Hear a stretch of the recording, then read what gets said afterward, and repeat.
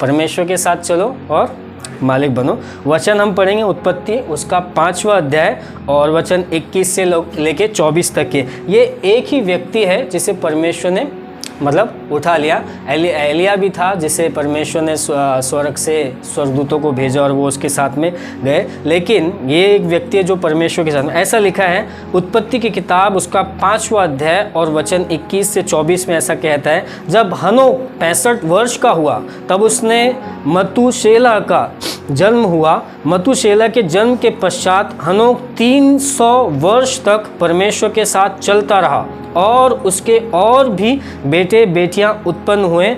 इस प्रकार हनोक की कुल आयु 365 वर्ष की हुई। हनोक परमेश्वर के साथ चलता था, फिर वह लोप हो गया क्योंकि परमेश्वर ने उसे उठा लिया, है ना। पूरी जो बाइबल है पवित्र आत्मा की प्रेरणा के द्वारा लिखी गई है। इनके जो लेखक है, इस वचन को जो लिख रहा है वो मूसा लिख रहा है और मूसा को जो परमेश्वर ने बताया वो सारी चीज़ें लिखा है। तो यहाँ पर लिखा है कि हनोक जो है परमेश्वर के साथ चलता था और एक दिन वो लोप हो गया। तो मूसा ने पूछा होगा, भाई आप प्रभु ये कैसे हुआ? तो उस पर फिर वापस परमेश्वर ने कहा क्योंकि लिख, परमेश्वर ने उसको क्या कर लिया?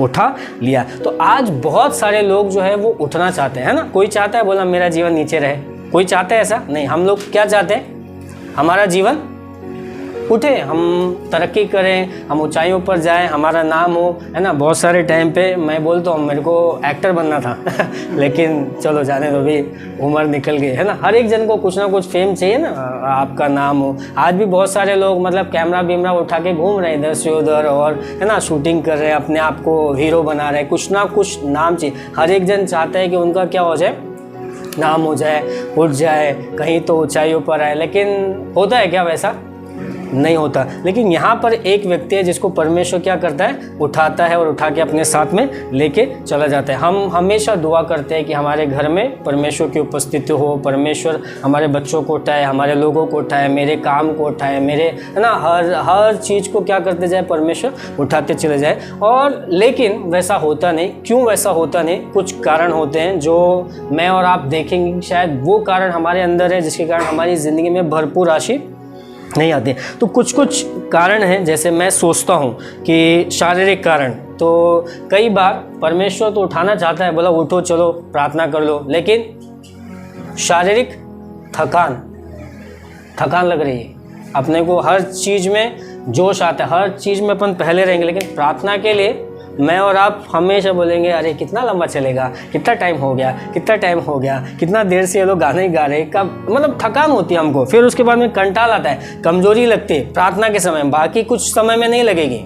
लेकिन जैसे ही प्रार्थना करना है, परमेश्वर के साथ में कुछ वो करना है, तो अपने को बिल्कुल ना तो कमजोरी लगेगी, ना थकान लगेगी, ना ही कुछ। हाँ, कहीं अपने को कुछ हुल्लड़बाजी करना है तो अपने अंदर अलग से एनर्जी आ जाती है। बोला रात से नींद नहीं आती। मेरे को कहीं जैसे पिकनिक वगैरह जाना हो या कहीं पे कैंप वगैरह में जाना हो तो रात को ही नींद नहीं आती, क्योंकि सुबह जल्दी जाना, बड़ा जोश आता है। लेकिन वहीं पर अगर मेरे को आपको बोले कि अरे सुबह 7 बजे की प्रार्थना, आप जुड़ेंगे क्या? ना भैया, हमसे ना हो पाएगा, हम नहीं कर पाएंगे, हमको मतलब मज़ा नहीं आता। मतलब इस पे क्या है, वो ऐसे प्रार्थना के विषय वैसे कई बार ना अपने को बड़ा थकान कंटाल आता है। शारीरिक कारण हो सकते हैं, फिर उसके बाद में आलस हो सकता है, बीमारी हो सकती है ना, सर्दी और जुकाम या बुखार या कोई तकलीफ के कारण आपको और मेरे को परमेश्वर के साथ समय बिताने के लिए या परमेश्वर के साथ चलने के लिए हमें मुश्किल होता है। बीमारी के कारण आप और मैं तकलीफ में होते हैं। फिर दूसरा आत्मिक कारण होते हैं। तो आत्मिक कारण अविश्वास, आपको और मुझे विश्वास ही नहीं होता। हम जैसे मैंने सुबह बोला, एक वचन बोला कि सिलास और पौलुस के हाथ पैर बंधे थे, काट में ठुके हुए थे, लेकिन उनके मुंह खुले थे और वो मुंह खुले से क्या कर रहे थे? गाना गा रहे थे। और गाना गाते गाते सारे बंधन टूट गए, है ना, सारी चीज़ें ये हो गई। आप और मैं अगर हम विश्वास करें तो हम यहाँ पर भी वो सारे बंधनों को क्या कर सकते हैं? तोड़ सकते हैं। आत्मिक और शारीरिक बहुत सारे बंधन आराधना में टूट जाते हैं। बहुत लोग आराधना में चंगे होते हैं, वो विश्वास, कई बार मेरे और आपको विश्वास नहीं था। अपन कलीसिया में आते किस लिए आते हमको समझ में भी नहीं आता। मेरा भी यही परिस्थिति थी, ऐसा नहीं कि मैं बहुत सीख गया, मेरी भी यही परिस्थिति कि मैं हाँ सोच रहा हूँ, सुन रहा हूँ, समझ रहा हूँ, कोशिश कर रहा हूँ, ये क्या बोल रहे हैं, हर एक चीज़ को मैं प्रैक्टिकल, लॉजिकल सब तरीके से सीखने की कोशिश कर रहा हूँ। ये इसमें क्या कहता है, उसमें क्या कहता है, ये सारी चीज़ें क्या करते हैं। अविश्वास हमारा आत्मिक कारण कई बार हमें जो परमेश्वर के साथ चलने से या परमेश्वर के साथ ऊपर जाने से या उठने से रोकता है, वो है हमारा आत्मिक कारण अविश्वास हो सकता है, निराशा हो सकती है। शायद आपके और मेरे पास्ट में कुछ ऐसा हुआ या हमारे क्या बोल सकते हैं भूतकाल में ऐसी कुछ बात हुई जहां पर शायद आपको तुरंत में कोई रिस्पांस नहीं मिला या तुरंत में आपके जीवन में कोई चंगाई नहीं है या तुरंत में आपको कोई आशीष नहीं मिली और जिसके कारण आप निराश होकर बोले अरे नहीं यार जाने दो, परमेश्वर का इसमें चलते ही रहता है, कोई बात नहीं। कुछ लोग नाच रहे हैं, कुछ लोग कर रहे हैं, उनका होता होगा पर अपने को तो नहीं होता और मैं ये कारण से। तो आत्मिक कारण। फिर मानसिक कारण। मानसिक कारण चिंता हो सकती है, डर हो सकता है, घमंड हो सकता है, गुस्सा हो सकता है। तो ये मानसिक कारण कि आपके और मेरे अंदर काम नहीं है, उसकी चिंता हो सकती है, निराशा है ना, घमंड हो सकता है, डर हो सकता है, कल क्या होगा। तो ऐसे कुछ कारण है, शारीरिक, आत्मिक और मानसिक। ये कारण मुझे और आपको परमेश्वर के साथ चलने से क्या करते, रोकते हैं। हनोक जो है वो परमेश्वर के साथ क्या करता था, चलता था। परमेश्वर के साथ चलता मतलब कहाँ, वॉक पे जाता था, यहाँ से चलो अचोले गार्डन में चल लेता हूँ 15 मिनट परमेश्वर के, नहीं। परमेश्वर के साथ चलना मतलब उसकी इच्छा के अनुसार जैसा परमेश्वर चाहते हैं वैसा ही वो करता था और वो कारण से परमेश्वर से खुश था और परमेश्वर उसको साथ साथ में लेके चले गए। तो हनोक जो था एक अद्भुत व्यक्ति था जिसके एक अलग पर्सनालिटी, जहाँ पर लिखा है कि 65 वर्ष का हुआ और उससे ये पुत्र हुआ और उसके बाद लिखा है उसके उस पुत्र के बाद 300 साल तक के वो जीवित रहा, लेकिन 300 साल तक के वो क्या करता रहा, परमेश्वर के साथ चलता रहा और फिर एक दिन वो लोप हो गया। तो मूसा पूछ रहा होगा वो लोप हो गया मतलब आप क्या कहना चाहते हैं। तो परमेश्वर से बता रहे हैं कि वो परमेश्वर ने उसे क्या कर लिया, उठा लिया। मैं और आप, मेरी और आपकी भी गवाही ऐसी हो सकती है कि आप और मैं कई सालों तक के हम जिए और हमने हमारी जैसी इच्छा थी, जैसे हमारे संस्कार थे, जिस तरीके से हम पले बढ़े हमने वैसा किया। लेकिन जब हम परमेश्वर को जाने तो परमेश्वर के जानने के बाद परमेश्वर ने हमको क्या कर दिया, उठा लिया और हम उसके साथ साथ में चलते गए और उठते चले गए। तो पहले हम लोग नीले गांव में जाते थे सेल ग्रुप के लिए। तो सीमा को मैं बोलता था कि नीले गांव में मच्छी मार्केट के पास ना भाजी वाले रहते हैं, ठीक है, देखा है भाजी वाले मच्छी मार्केट के पास में जहाँ ऑटो है और नहीं है। तो मैं सीमा को बोलता था कि ये यहाँ पर ना 10 बजे के बाद सब्जियाँ फ्री में मिलती है। तो सीमा मानती नहीं थी, वो बोलती है अरे ऐसा हो नहीं सकता। तो एक दिन फिर हम लोग रात को नीले गांव गए, वहाँ प्रेयर मीटिंग हुई और जाते समय हमने देखा था सब्जी वाले वहाँ बेच रहे हैं और फिर उसके बाद में बराबर ना हम गए और फिर मैंने उसको बोला था कि देख यहाँ फ्री में सब्जियाँ मिलती। तो आपको पता है वो क्या हुआ कि जब हम वापस आए तो वो सब्जी वालों ने जितना बेचना था उतना बेचा और बाकी फेंक के चले जाते हैं वो, क्योंकि उनको क्या है। तो एक समय के बाद में भी फल भी आप जब लेते हैं तो आप क्या करते हैं, कुछ चीज़ों को क्या करते हैं, चुनते हैं और जो अच्छे होते हैं उनको आप खरीदते हैं और बाकी का आप कोई बोला ये नहीं। तो फल वाले लाइन पे लगे, उन्होंने बेचा कुछ वो लेके चले जाते हैं घर में, इसको उसको बांट देते हैं। लेकिन सब्जी वाले किधर ले जाके भाई, रोज़ कौन पालक खाएगा, रोज़ कौन मेथी खाएगा, तो वो क्या करते हैं उधर की उधर ही फेंक के चले जाते हैं। वैसी आपकी और मेरी भक्ति होती है, आपकी और मेरी आराधना होती है और आपकी मेरी और प्रार्थना होती है कि परमेश्वर को सबसे उत्तम, जो सबसे बेहतर है उसको हमें देना चाहिए कि वो ही बिकती है, वही परमेश्वर ग्रहण करेगा। बाकी बची कुची तो वो बोले अरे जाने दे, इसको तो जानवर खाएंगे। मेरी और आपकी भी आराधना, हनोक ऐसे नहीं हो गया कि परमेश्वर उसको उठा के लेके चला गया। बच्चा कुचा आराधना करेंगे, पहले अपन अपना काम करेंगे, अपनी स्टाइल करेंगे, हमारा तरीका, हमारा वो, उसके बाद में हम आराधना करेंगे, उसके बाद में हम करेंगे। मैं आपको बताना चाहता हूँ जो जितना आप दाम दोगे उतना ही आपको चीज़ें मिलेगी। जिस तरीके से आप परमेश्वर के साथ में रिश्ता रखोगे उसी तरीके से परमेश्वर आपके साथ में रिश्ता रखेगा। जितना आप परमेश्वर के लिए करोगे परमेश्वर उसका 10 गुना करेगा। एक जगह पे पतरस नाराज हो गया, मरकुस 10 में पढ़िए वो घटना है। वहाँ पर बोलते हैं अरे हमने तो तेरे खातिर, यीशु को बोले तेरे खातिर हम सारी चीज़ें छोड़ रहे हैं, हमें क्या मिलेगा। तब यीशु बोलता है कि इसी संसार में, स्वर्ग की बात नहीं करे, बोला इसी संसार में जो कुछ तुमने खोया ना उससे 10 गुना ज़्यादा तुम्हें इसी समय पे इसी संसार में दिया जाएगा। मैं और आप जितना हम समय परमेश्वर के साथ में देते, परमेश्वर उतना ही आपको और मुझे आशीष देता है। मैं और आप, हमें समझना है हनोक के। तो कुछ बातें जो हनोक के जीवन से मैं देखता हूँ, तो पहली जो बात है कि परमेश्वर के साथ साथ प्रतिदिन चलना। परमेश्वर के साथ चलना मतलब कहीं वॉक पे नहीं, पर उसके साथ में प्रार्थना करना, वचन को पढ़ना रोज। हफ्ते में एक दिन का काम नहीं। मैं और आप अक्सर हम हफ्ते में एक दिन की आराधना रखते हैं या हफ्ते में एक दिन का, पर बाइबल आपको और मुझे सिखाती है कि हमें रोज परमेश्वर के साथ में वक्त बिताना चाहिए, उसके वचनों को पढ़ना चाहिए,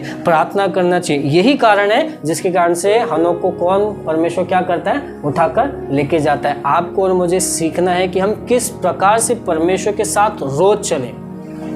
वही दिन नहीं जिस दिन हम आराधना करने जा रहे हैं, वही दिन नहीं जिस दिन हमारे घर में प्रार्थना है, पर रोज कि हम कैसे परमेश्वर के साथ साथ में रोज चले। भजन संहिता 119 का 105 ऐसा कहता है, तेरा वचन मेरे पाँव के लिए दीपक है और मेरे मार्ग के लिए उजियाला। कई लोग ठोकर खाते हैं, बोला ये तकलीफ है, वो तकलीफ है, ये है। वचन बताता है कि तेरा वचन मेरे पाँव के लिए क्या है, दीपक है और मेरे मार्ग के लिए उजियाला है। मैं और आप जब वचनों से हम ये करते हैं, नीति वचन 3:5 कहता है, अपनी समझ का सहारा ना लेना वरन संपूर्ण मन से क्या करना, यहोवा पे भरोसा रखना, वो तेरे लिए क्या करेगा, सीधा मार्ग निकालेगा। आप और मैं कई लोगों के जीवन से हम सीखते हैं कि कैसे परमेश्वर ने उनके लिए सीधा मार्ग निकाला। उनको यहाँ वहाँ दुनिया भर की चीज़ों में घूमना नहीं पड़ा, परमेश्वर ने क्या किया, उनके लिए सीधा मार्ग निकाला। वचनों को रोज पढ़ना, वचनों के साथ में अपनी समझ को बैठाना, वचनों को समझने की कोशिश करना। एक चीज़ समझ में नहीं आए तो उसको कैसे हम वचनों से और ढूंढ सकते हैं और कैसे उसको गहराई से। हनोक ने वही किया, परमेश्वर के साथ में चलता रहा तो परमेश्वर के साथ में वो बातें भी करता रहा। उसकी कुछ समस्याएं रहेगी तो परमेश्वर के सामने रखा होगा। चलना मतलब नहीं अपन चल रहे हैं यहाँ से वहाँ नहीं, पर वो अपने साथ साथ में परमेश्वर के दुख, अपने दुख को, सुख को, तकलीफ़ों को, मुसीबतों को किसको बता रहे हैं, हनोक परमेश्वर को बता रहे कि परमेश्वर ये चीज़, और परमेश्वर से अगुवाई करता रहा 300 साल तक के। परमेश्वर कम समय 300 साल तक के वो परमेश्वर के साथ में चलता रहा। फिर दूसरी जो चीज़ है जो मुझे उसके जीवन में दिखाई देती है, परमेश्वर के प्रति पूरा समर्पण। उसमें लिखा है 365 वर्ष तक के जीवित रहा। जो उस समय के है ना, उस समय जो लोग हो रहे थे वो 900 साल के हो रहे थे, 800 साल के हो रहे थे, 600 साल के हो रहे थे, है ना। इसके बाद में नूह देखेंगे तो नूह भी 600, 700, 800, 900 साल का है। मतलब उस समय के लोगों में उसकी उम्र कम थी, लेकिन उसने वो कम उम्र में भी परमेश्वर को क्या कर दिया, पूरी तरीके से समर्पित कर दिया। तो पूरी तरीके से परमेश्वर के प्रति अपने आप को समर्पित करना, सिर्फ थोड़े समय के लिए नहीं पर पूरी तरीके से अपने आप को समर्पित उसने किया कि कुछ भी हो जाए परमेश्वर में बस आपकी इच्छा पे चलूँगा, आपकी राहों पर चलूँगा। बहुत सारे टाइम पे जो हमारा समर्पण है ना, कई बार कमज़ोर हो जाता है संसार की कुछ चीज़ों को देखकर। एक ऐसी घटना बताई जाती है, एक प्रेसिडेंट थे उनका, अमेरिका के, उनका नाम है, मैं बताता हूँ, टेडी रूजवेल्ट। ये 1890 और 1910 के आसपास की टेडी रूजवेल्ट, ये अमेरिका के प्रेसिडेंट थे। और ये जो व्यक्ति है, इनको शिकार खेलने का बहुत शौक था। तो इन्होंने शिकार खेलने के लिए ये अफ्रीका गए थे और कुछ महीनों तक के वो वहाँ पर शिकार किया उन्होंने और वापस लौट रहे थे।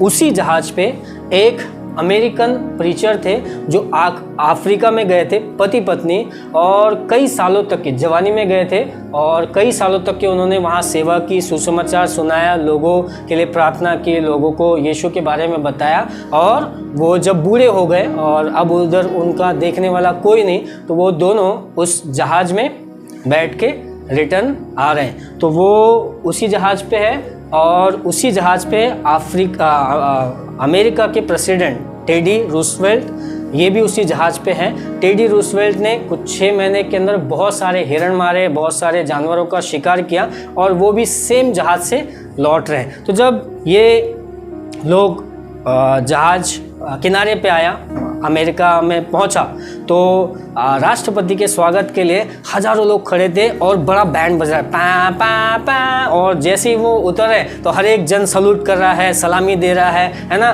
गन शॉट हो रहे हैं, बहुत बैंड बाजा, बहुत सारा चीज़ बज रहा है। और क्यों बज रहा है? क्योंकि हमारे जो प्रेसिडेंट है कहाँ गए थे?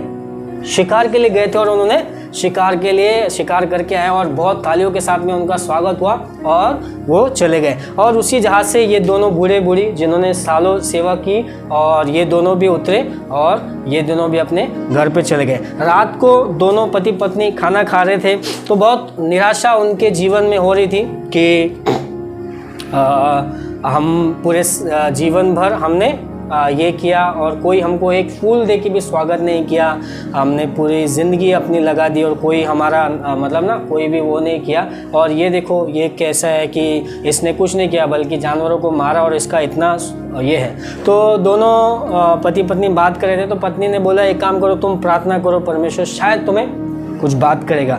और वो हस्बैंड जो था वो बहुत दुखी हुआ, रोया और परमेश्वर के सामने अपने मन को रखा कि प्रभु देखो मैंने पूरी ज़िंदगी ये किया और मेरे को कुछ भी नहीं मिला और यहाँ पर ये देखो आप ये कैसा न्याय है प्रभु, किस तरीके से ये क्या है। तब परमेश्वर ने उसे धीरे से कहा, बेटे तो भी घर कहाँ आया है?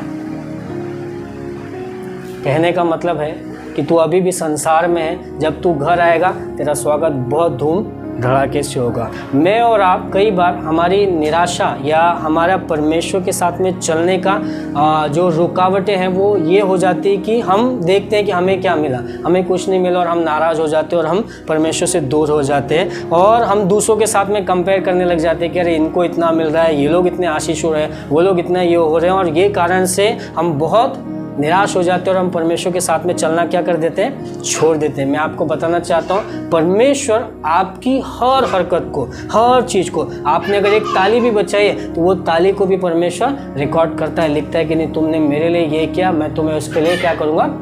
रिवॉर्ड दूंगा। तो अपने आप को पूर्ण समर्पित करना है, चाहे कैसी भी परिस्थिति क्यों ना हो। शायद आपको और मुझे आशीष मिले ना मिले, शायद हमारे पास पैसा हो ना हो, शायद हमारे पास काम हो ना हो, शायद हमारे घर में बीमारी हो, लेकिन अपने आप को पूरी रीति से समर्पण करना। शायद इस संसार में आपको और मुझे कोई ताली ना बजाए, इस संसार में शायद कोई आपको और मेरे लिए ये ना करे, हमारी शाबाशी ना करे, लेकिन याद रखिए आपका पिता, मेरा परमेश्वर, आपका परमेश्वर ऊपर है जो लगातार आपकी और मेरी हर बातों को देख रहा है। मुझे और आपको क्या करना है? उसी के लिए काम करना है, उसी के लिए ताली बजाना, उसी के लिए कहना है कि नहीं प्रभु तू है, मैं तेरी भक्ति करना चाहता हूँ। हनोक जो है वो लगातार हर छोटी छोटी चीज़ों को परमेश्वर के साथ में शेयर करता, हर बात में वो परमेश्वर के प्रति समर्पित था। मैं और आप जब हम समर्पित करते हैं, जैसा आपका समर्पण है ना, अपन दुकान में जाते हैं, हमको जो चाहिए हम जितनी कीमत देते हैं उतना हमको मिलता है, वैसे ही परमेश्वर के आप जैसे जैसे आप परमेश्वर के साथ में समय देंगे, परमेश्वर आपको कभी भी कर्जदार नहीं रखेगा, परमेश्वर आपको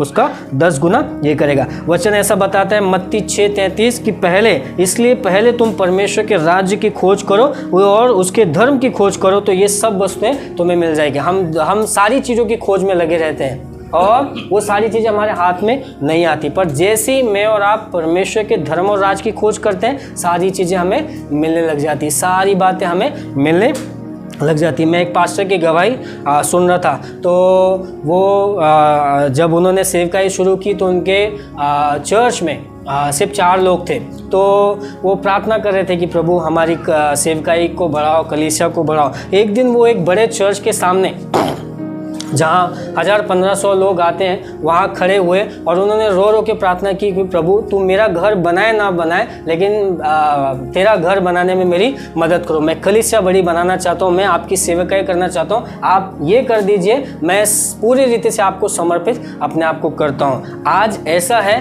कि उनकी कलीसिया ऑलरेडी 2000 लोगों की हो गई और वो 3 एकड़ में ज़मीन खरीद रहे हैं कि वहाँ मैं बड़ी कलीसिया बनाऊंगा। तो कहने का मतलब है कि मैं और आप जब परमेश्वर के प्रति समर्पित होते हैं, परमेश्वर हमारी छोटी छोटी चीज़ों को क्या करते चला जाता है? बड़ा बनाते जाता है। आप और मैं देखते ही रहते हैं कि कैसे परमेश्वर लोगों को और हमें क्या करता है? आशीष देते चला जाता है। रोमियो 12:1 ऐसा कहता है, इसलिए हे भाइयों मैं तुमसे परमेश्वर की दया स्मरण दिलाकर विनती करता हूँ कि अपने शरीरों को जीवित और पवित्र और परमेश्वर को भावता हुआ बलिदान करके चढ़ाओ, यही तुम्हारी आत्मिक सेवा है। अपने आप को पूरी रीति से परमेश्वर के हाथों में समर्पित करना। हनोक ने अपने आप को परमेश्वर के हाथों में समर्पित किया।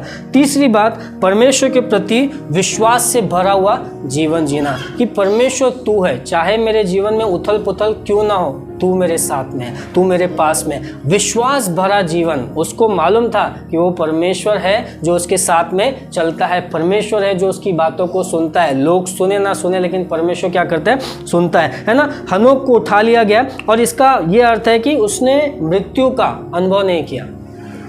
आप और मैं, हम मृत्यु का अनुभव करते हैं। हम ऐसे संसार में रह रहे हैं जहाँ पर मृत्यु का अनुभव हम करते हैं, लेकिन हनोक को परमेश्वर ने मृत्यु का भी अनुभव नहीं करने दे, उसे ऐसे ही क्या कर लिया, उठा लिया।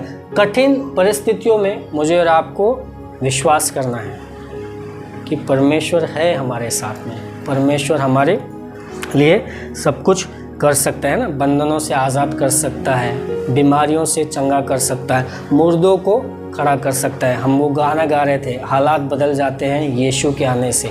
यीशु आए और वो कोढ़ी के हालात बदल गए, यीशु आए और लाजर के हालात बदल गए, यीशु आए और यार की बेटी जो मर गई थी उसके हालात बदल गए, यीशु आए और एक विधवा का जो लड़का मर गया था उसके हालात बदल गए। यीशु के आने से सारे हालात बदल जाते हैं। मैं और आप जब वो विश्वास करते हैं, हमारी ज़िंदगियाँ बदलते चली जाती है। आपको और मुझे विश्वास करना है। एक मशहूर तैराक था जो हमेशा प्रतियोगिताएं करता था, और बहुत सारे उसने तैराकी की प्रतियोगिता में, टूर्नामेंट में जीता है। एक दिन उसने अपनी ज़िंदगी का सबसे, बोल सकते ना, सबसे कड़ा मुकाबला, सबसे लंबी नदी को पार करने का कड़ा मुकाबला अपनाया कि मैं इस तारीख को इतने बजे यहाँ से ये नदी को पार करूँगा, और वो दिन तय हुआ। इसने अपनी ज़िंदगी में बहुत सारे ऐसी नदियों को तैर के पार किया है। वो दिन आया और उस दिन में लोगों की भीड़ जमा है, दोनों तरफ में, इस तरफ में भी उस तरफ में भी, दोनों तरफ में। कुछ लोग ऊपर हवाई जहाज़ से ये करे कि कहीं अगर वो डूब रहा है या कुछ भी है तो तुरंत उसकी मदद करे। और वो दिन आया और वो उसने शुरू किया, अपनी तैराकी की प्रतियोगिता शुरू किया। उसने तैरना शुरू किया और वो तैरते गया, बहुत जोश के साथ में उसने तैरना शुरू किया। फिर उसके बाद में वो आधे रास्ते तक गया और फिर धीरे धीरे उसे थकान लगने लगी, लेकिन फिर भी वो तैर रहा है। फिर थकान बढ़ने लगी, लेकिन फिर भी वो तैर रहा है। फिर उसको थकान और बढ़ने लगी। फिर उसको ऐसा लग रहा है कि शायद मैं पार नहीं हो पाऊंगा, और जबकि वो बहुत नज़दीक आ गया था, लेकिन उसका शरीर जो है ना धीरे धीरे जवाब दे रहा था कि अब शायद नहीं हो पाएगा। तो उसने क्या किया, अपने हाथों को उठाया और वापस से अब उल्टा आने लगा।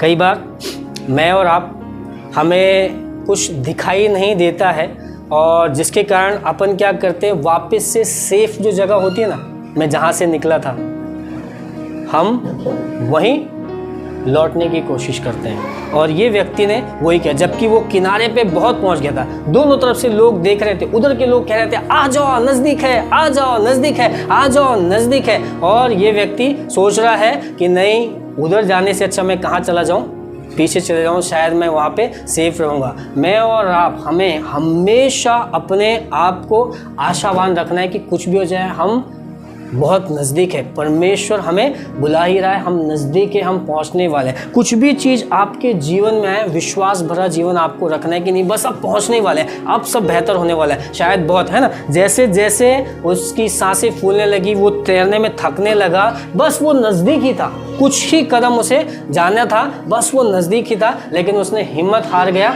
और वो वापस कहाँ जा रहा है, पीछे चला रहा है। अब उसके और उल्टा डबल तैर के वहाँ जाना है जहाँ से वो आया था, लेकिन क्योंकि उसके दिमाग में क्या था, वो जगह सेफ है, मैं वहीं चला जाता हूँ। मैं और आप, हमारे जीवन में भी हम आशीष पाने वाले होते हैं और फिर उसके बाद में हम हार जाते हैं, बोला अब जाने दो यार, कौन जाएगा, कौन प्रार्थना करेगा, कौन आराधना करेगा, वही अपने पुराने दिन छोड़। वो कल एक छोटा सा वीडियो देखा, उसमें दो लोग खुदाई कर रहे हैं। एक आदमी खुदाई कर रहा है और उसे एक थोड़ा सा हीरे का ये मिला, तो उसने क्या किया, हीरा उठाया और ऊपर गया और अपने दोस्त को दिखाया हीरा, तो उसका दोस्त जो खुदाई कर रहा था और दिख रहा है कि उधर और बड़ा हीरा है, तो उसने क्या किया, वो वहीं पर छोड़ दिया और नीचे जहाँ से हीरा निकल गया था वहाँ आके थोड़ी देर खुदाई करने लगा। और खुदाई करने के बाद उसे कुछ भी नहीं मिला।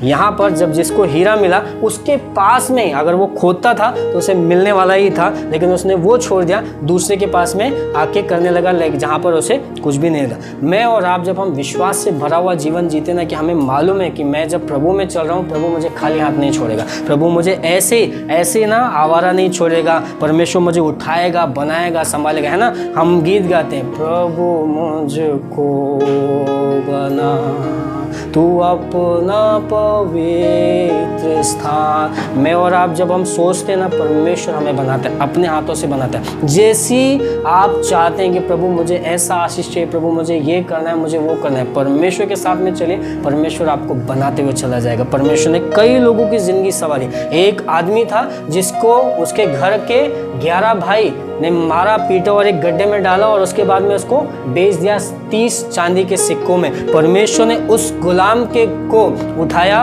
और मिस्र का राजा बनाया। वो परमेश्वर एक आदमी जिसको चरवाहे के लिए छोड़ दिएगा, भेड़ और बकरी चराएगा, उसको उठा के परमेश्वर राजा बनाता है। आप और मैं ऐसे परमेश्वर को जानते हैं जो क्या करता है, गरीबों को, गुलामों को, तकलीफ वालों को, मुसीबतों को, सबसे ज़्यादा प्रॉब्लमेटिक लोगों को उठाता है और उनके द्वारा कुछ नया और कुछ बेहतर करता है। वही परमेश्वर आपके और मेरे साथ में भी, जैसी भी हमारी परिस्थिति, उन परिस्थितियों को उठाता है और हमको बेहतर बनाता है, और ताकि लोग आपकी और मेरी गवाही सुने, देखें और कहें कि नहीं कैसे परमेश्वर ने इनके जीवन को बदला। तो परमेश्वर के प्रति विश्वास से भरा हुआ जीवन, वो लगातार परमेश्वर के साथ में चलता ही रहा। कठिन परिस्थितियाँ कितनी भी आए, वो परमेश्वर के साथ में चलता ही रहा। क्या लगता है 300 साल तक के चला तो 300 साल में उसके बेटे बेटियाँ बीमार नहीं हुए होंगे, कोई तकलीफ नहीं आए होंगे, कोई पड़ोसी ने गाली नहीं दिया होगा, कोई पड़ोसी ने बोला नहीं होगा तेरा खेत मेरी खेत, तेरी बकरी मेरी, किसी ने नहीं बोला होगा, सब ने बोला होगा। 300 साल बहुत बड़ा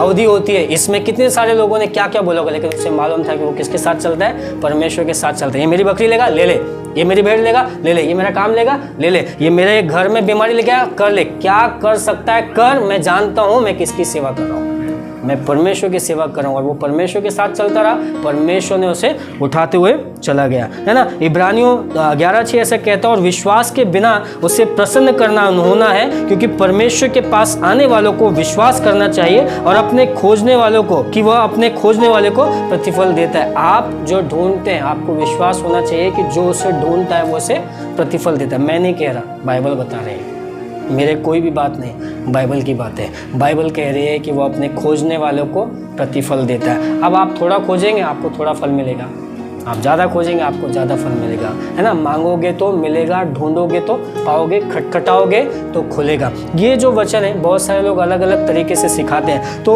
वो बताते हैं कि जो खटखटाना होता है, अभी हमारे यहाँ पे कोई करेगा तो अपने को मालूम पड़ जाएगा, लेकिन ये कई लोग जो बाइबल के स्कॉलर है वो बताते हैं कि बड़े बड़े जो दरवाजे होते हैं ना, घरों, महलों के और किलों के, है ना, उन दरवाजों को ऐसे खटखटाएंगे तो मालूम पड़ेगा कौन आया, नहीं मालूम पड़े, बहुत जोर जोर से खटकाना पड़ता है, शायद कुछ से पीटना पड़ता है, तब अंदर किसी को मालूम पड़ेगा कि कोई आया है। वैसे ही कई बार मैं और आप जब हम परमेश्वर के पास में आते हैं तो हमें खटखटाना और सही रीति से खटखटाना है कि प्रभु मेरी ये तकलीफ है, मेरी ये बातें हैं। जब मैं और आप ये करते हैं, परमेश्वर आपकी प्रार्थनाओं को क्या करता है, सुनता है। और चौथी और आखिरी बात कि दूसरों के लिए प्रेरणा बनना। मुझे देखकर कोई और तो कहना चाहिए कि अरे हाँ यार, कुछ तो बात है, कुछ तो बात है, कुछ तो बात है इनके परमेश्वर में। हनोक 300 साल तक के चला और उसके समय के लोगों के लिए वो प्रेरणा की बात रहा। उसके समय को छोड़ दीजिए, 5000 6000 साल के बाद मैं और आप भी यहाँ बैठे, हमारे लिए भी वो क्या बना है, प्रेरणा का स्रोत बना है। मैं और आप दूसरों के लिए हमेशा प्रेरणा का स्रोत बनना चाहिए। उसके जीवन से बहुत सारे लोगों ने सीखा होगा कि अरे हाँ, कैसे परमेश्वर के साथ में चला जाता है, कैसे परमेश्वर को प्रसन्न किया जाता है, कैसे परमेश्वर से बातें की जाती, कैसे परमेश्वर के ऊपर भरोसा किया जाता है। आज भी हम इतने सालों के बाद बैठ के क्या करें, उसी के बारे में बात करें कि किस प्रकार से उसका जीवन था। मेरा और आपका भी जीवन ऐसा होना चाहिए कि दूसरों को प्रेरणा मिले कि इनका कुछ तो विश्वास अलग है, इनकी बात तो कुछ अलग है। या मेरे और आपको देख के बोले अरे अच्छा सबको देख लिया यार, इसको भी देख ले, ये भी ढोंगी वो भी ढोंगी, ये भी ऐसा वो भी वैसा, कोई वो नहीं, ये वक्त पे ऐसा करते नहीं नहीं, कुछ तो बात होनी चाहिए जहाँ पर किसी को तो क्लिक हो कि इनमें कुछ अलग बात है, ये कुछ अलग व्यक्ति, ये अलग कुछ चीज़ है। आपको और मुझे वो प्रेरणादायक जीवन जीना बहुत ज़रूरी है। हनोक ने प्रेरणादायक जीवन जिया दूसरे लोगों के लिए। मत्ती 5:16 ऐसा कहता है, उसी प्रकार तुम्हारा उजियाला मनुष्यों के सामने ऐसा चमके कि वे तुम्हारे भले काम को देखकर तुम्हारे पिता जो स्वर्ग में उसकी बड़ाई करें। आप और मैं मसीह में ज्योति है, हम नमक है, हमारा उजियाला दूसरों के सामने चमकना चाहिए कि हम कुछ तो अलग है। लोग आपको और मुझे देख के कहें कि हाँ इनमें कुछ तो अलग है। हनोक के बारे में जैसा हम कह रहे हैं, अरे कुछ तो अलग है, बाइबल में इतने सारे नाम हैं, ये 4 पद में एक व्यक्ति आया और मतलब सारी महिमा लेके जा रहा है कि कैसे परमेश्वर के साथ में वो चलता रहा और परमेश्वर उसको उठा लिया। और इसको लिखने वाला मूसा भी लिख रहा है, वो परमेश्वर के साथ में चलता था और चलते चलते एक दिन लोप हो गया।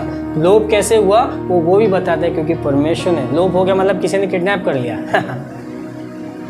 लेकिन वो लिखता है कि परमेश्वर ने उसे क्या कर लिया, उठा लिया। परमेश्वर उसका प्रकटीकरण दे रहा है उसको कि मैंने उसे उठा लिया। आपकी परिस्थिति कैसी भी क्यों ना हो, एक कहानी बताऊंगा और ख़त्म करूंगा। एक बरगद के पेड़ पे बाज ने अपना घोंसला बनाया और उसके नीचे मुर्गी का भी घोंसला या घर था। आंधी तूफान चले और बाज के घोंसले में से एक अंडा फिसल के आया और मुर्गी के घोंसले में चला गया। अब ये जो अंडा है ये मुर्गी के चूजों के साथ में मिल गया, वहाँ पर ही पड़ा रहा। मुर्गी ने उसे सेका और वक्त आया अंडे में से चूजा निकलने का।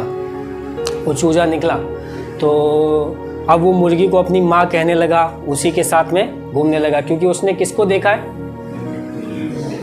मुर्गी को देखा है। वो मुर्गी के पीछे पीछे, जैसे मुर्गी के बच्चे चल रहे हैं वो भी उनके पीछे पीछे चलने लगा। वक्त गुजरने लगा, वो भी मुर्गियों से अपने बच्चे जैसा करने लगी और है ना, वो भी उनके साथ में उसके मुर्गी के बच्चों को अपना भाई, उसको माँ, और उसने अपना रिश्ता वहाँ पे बना लिया और उनकी ज़िंदगी ऐसे ही चलने लगी। फिर धीरे धीरे वक्त गुजरता है, ये जो बाज का बच्चा है वो थोड़ा बड़ा होता है और जब वो बड़ा होता है तो वो सबसे अलग दिखता है। तो वो अपनी माँ, मुर्गी माँ से कहता है कि अरे माँ, ये मुझे बताओ, मैं थोड़ा अलग दिखता हूँ, मैं यहाँ का लग ही नहीं रहा हूँ। तो उसकी माँ बोलती है अरे नहीं नहीं बेटे, तुम थोड़े ना जल्दी पैदा हो गए, घर में पैदा हो गए, हॉस्पिटल में नहीं हुए, तो तुम जो हो वो वैसे ही, लेकिन तुम हमारे ही बच्चे हो।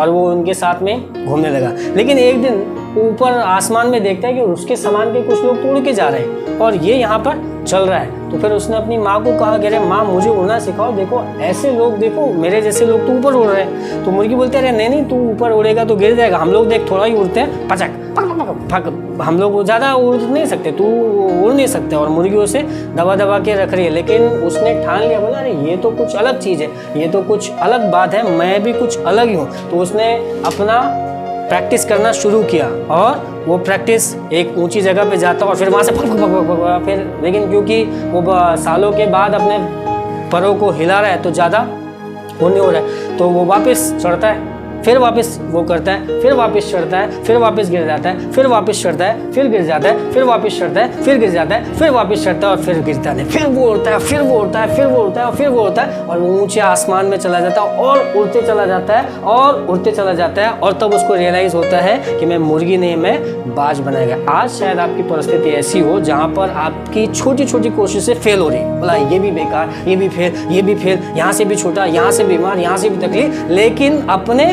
पर मारना मत छोड़िए। आप एक दिन आपके परों को मारते मारते ऊंचाई पर चलने लग जाएंगे। बाइबल बताती है कि जो यहोवा की बाट जोतते हैं वे उकाबों के समान उड़ेंगे, वे चलेंगे पर श्रमित न होंगे, वे दौड़ेंगे पर थकित न होंगे। वह उनके पैरों को क्या करेगा, मजबूत बनाता है। आप और मैं, परमेश्वर ने आपको और मुझे उकाबों के समान उड़ने के लिए बनाया। उकाब जो है वो हमेशा उड़ता है। शायद परिस्थितियां ऐसी हो जहां पर आप मुर्गियों के बीच में फंसे हो, जहाँ पर सारे लोग आप विश्वास करते हो, जहाँ पर सारे लोग आपके पीछे लगे, जहाँ पर सब लोग आपको नीचे करने वाले हो, लेकिन परमेश्वर ने आपको क्या बनाया, उकाब बनाया है। और वचन भी यही बताता है कि जो यहोवा की बाट जोते हैं वो उकाबों के समान उड़ेंगे। आप और मैं उड़ेंगे, और मैं उड़ रहा हूँ, सच्ची मैं उड़ता हूँ और परमेश्वर आपको भी उड़ाएगा। आप और मैं ऊंचे पे जाएंगे। आप जब हम हनोक का जीवन देखते हैं, उन्हें 4 बातें देखी कि ये 4 बातों के कारण